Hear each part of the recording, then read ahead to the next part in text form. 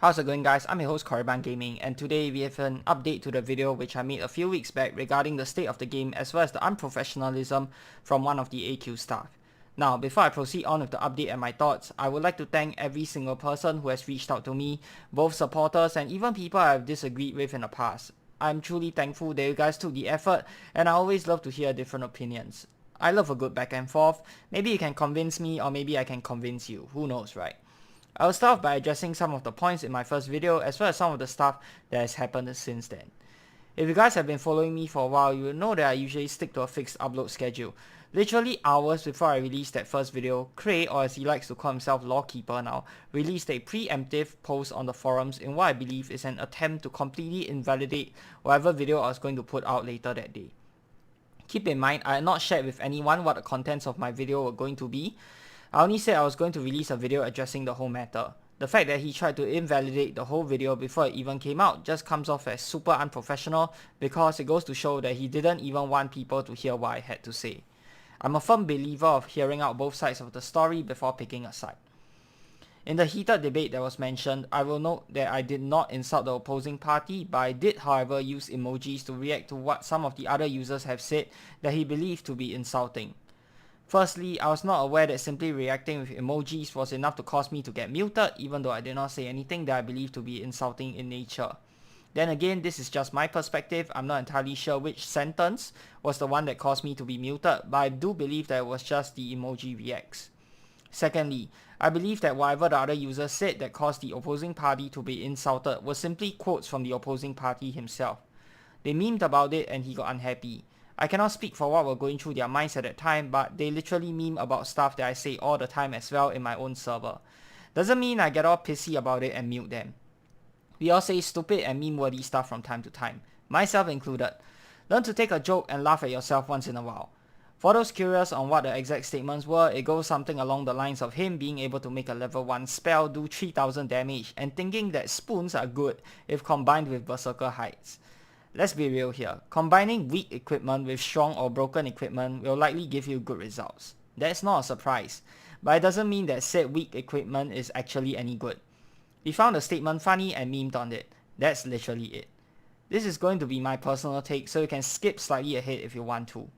I'm not a believer of muting or blocking anyone unless the person is only interested in causing trouble, simply because I feel it's cowardly. It's basically what an ostrich would do, stick their head in the ground thinking that all the bad stuff has gone away. I feel that a lot of people nowadays make use of this function simply because it is so convenient, but back in real life they are forgetting that they can't run away like what they do online. I just find that it would be more constructive to talk things out, and if at the end of the day you still can't come to a compromise, then you can just agree to disagree with each other. For the record, my followers aren't blind sheep, so I would appreciate it if you would stop labeling them as such.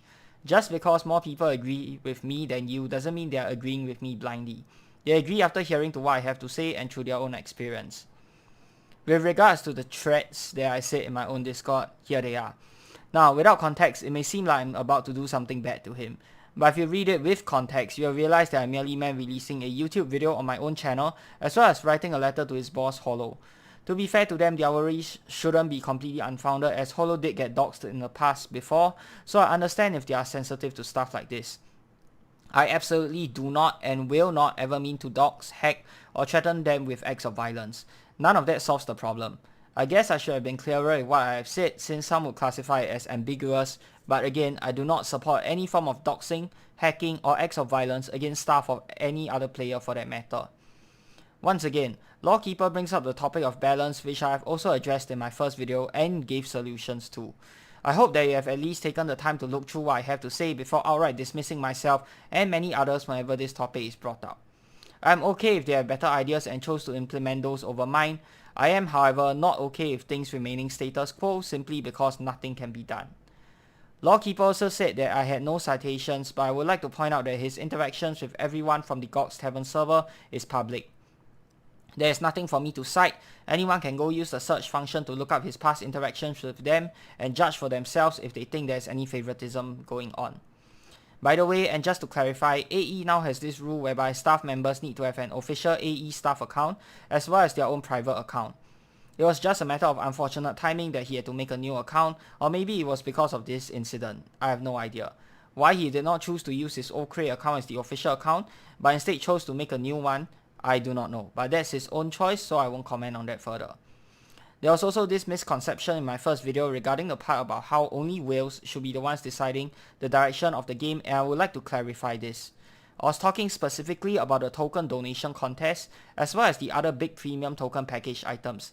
These are items that the free-to-play players and low spenders would literally never get.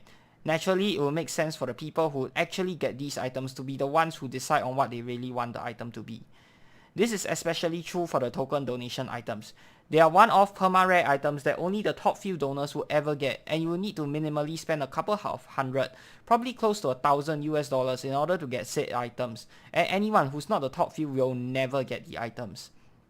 This is why I said only the top few whales should be the decision makers and not some other random group of players. I do not mean that the whales should decide on the entire direction of the game. That would be a poor decision. A bunch of players from other games decided to join the fun and give their take on the whole situation when they literally don't even play Adventure Quest. I just want to say that if you don't even play the game, then you have completely no idea what the game's current state is, how the game works, or how the game's community is like. Your opinions are literally worthless. I'm not sure what your purpose is. To gain attention for the sake of it? Lastly, the BTH bug has also been fixed, so hooray. Not sure if it's just another case of convenient timing that IMR recovered, or if it's because of my video that they decided to take action. Either way, it's a good fix, so kudos to them for that. I hope they continue to address all the other game related issues I point out in my first video. Literally everyone I've spoken to agree with me with regards to the game issues. Feel free to check out the comments of the previous video as well. I appreciate all of you guys for taking your time to leave feedback about the game on my previous video.